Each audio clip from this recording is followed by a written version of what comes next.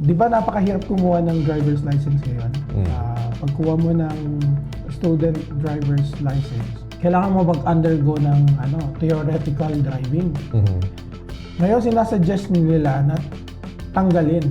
Pag sa pagkuha ng license mo, student, hindi ka pa dapat parang hindi pa dapat ganun kalaki yung binabayaran. Kasi ngayon, pag kumuha ka ng student permit, parang kailangan mo ng at least 7,000, 8,000.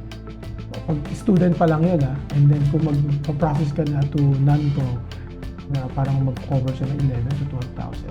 I know masyado siyang mahal, no? Malaking hassle, no? Kahit ako minsan naging hassle sa akin yung pagkuha. Even yung pag-renew, grabe yung pila, ang tagal.